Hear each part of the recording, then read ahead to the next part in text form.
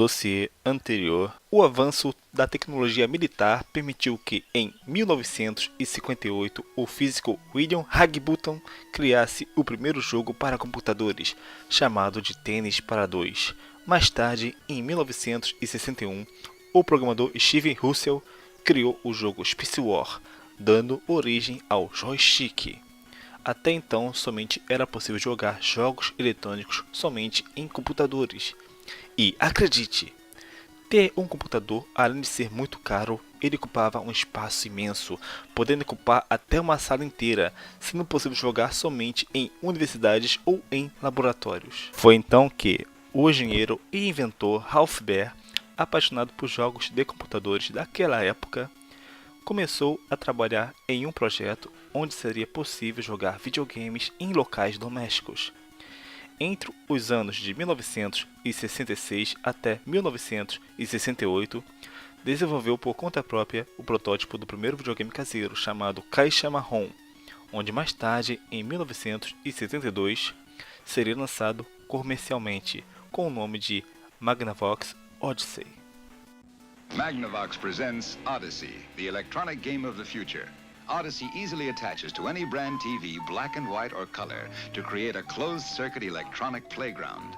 Odyssey gives you all the exciting action of hockey and 11 other challenging play and learning games for the entire family. Por ser o primeiro console de videogame caseiro, as ideias dos jogos eram primitivas.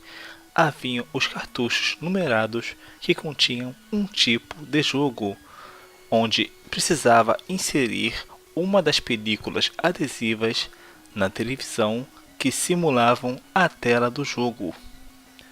Para jogar o Odyssey, era necessário utilizar a imaginação para obter a diversão em seus jogos, como por exemplo, o jogo de tênis, o jogo de esqui, o jogo de futebol americano, o jogo de hóquei, como também em alguns jogos peculiares, como o jogo Simon Says. Seria algo como o mestre mandou, onde um dos jogadores ficava com a carta na mão informando a outros jogadores a ação que deveria fazer na tela, e ganhava o jogador que chegava primeiro no local informado. Temos também o que podemos considerar o primeiro jogo de terror para videogames, chamado Haunted House, que em português significa Casa Mal Assombrada, onde o primeiro jogador assumia o papel de detetive com a função de buscar dentro da casa mal assombrada as pistas que eram informadas pelo segundo jogador. E o segundo jogador também assumia o papel de fantasma. O jogador detetive ganhava se conseguisse pegar todas as pistas sem que o jogador fantasma o pegasse. Embora tenha sido o primeiro console de videogames, seus jogos estavam muito mais para simulação do que jogos de fato.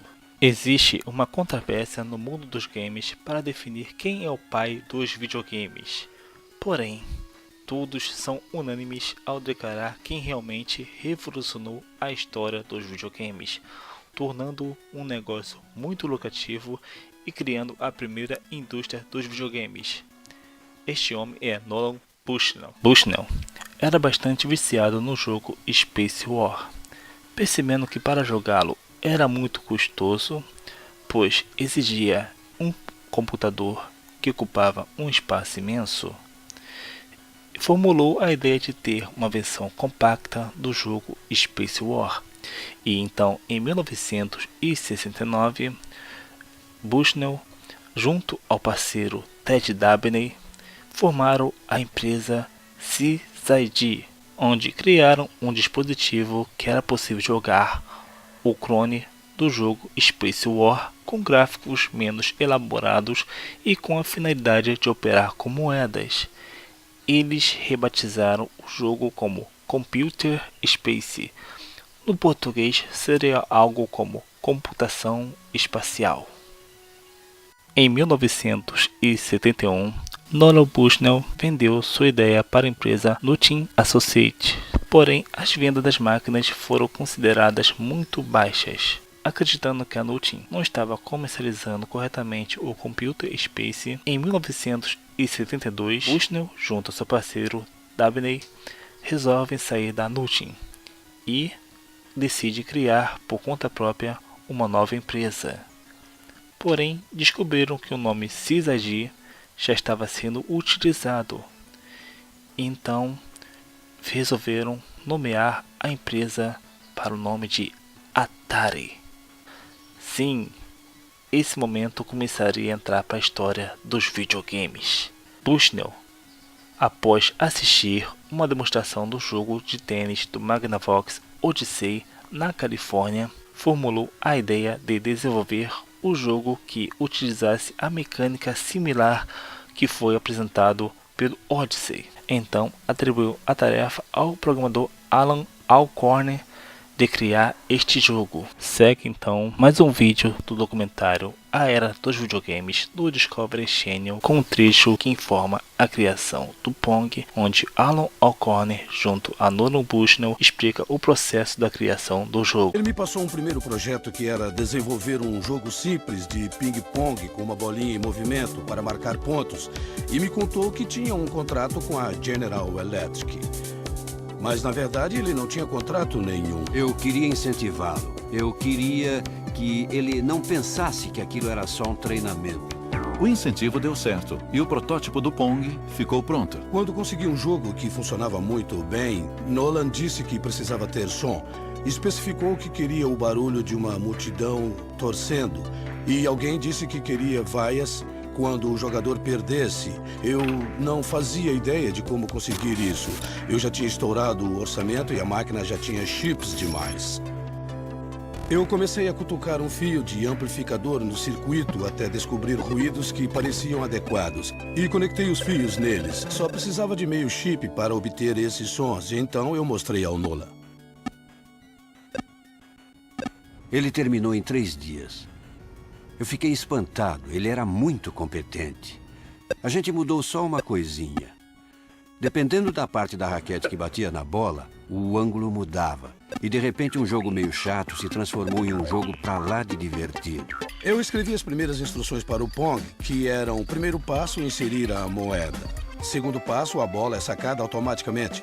Terceiro passo, não deixe a bola escapar para fazer pontos. Era só isso, muito fácil de jogar. O Pong é o primeiro videogame lucrativo da história, dando origem à indústria dos videogames. O sucesso do Pong fez com que várias empresas criassem seus próprios consoles de videogames baseando-se na jogabilidade do Pong. Então, em 1977, a Coleco apresentou o Coleco Telstar, um clone do Pong que chegou a fazer sucesso de vendas devido ao seu baixo custo no preço. Também em 1977, a Philco, junto com a Ford, lançou o telejogo, que chegou a ser lançado oficialmente aqui no Brasil. E por fim, também em 1977, a Nintendo, sim, ela mesmo, lança o seu primeiro console chamado Color TV Game, com variações dos jogos de Pong.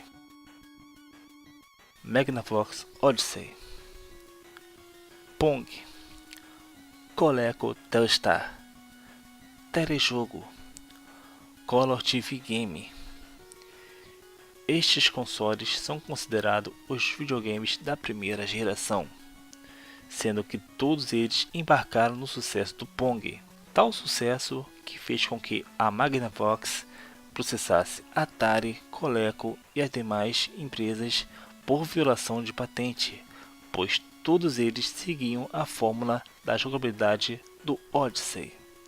Porém, a década de 70 e a metade da década de 80, a indústria dos videogames seria dominada por apenas uma empresa, Atari, sendo este o tema do nosso próximo dossiê.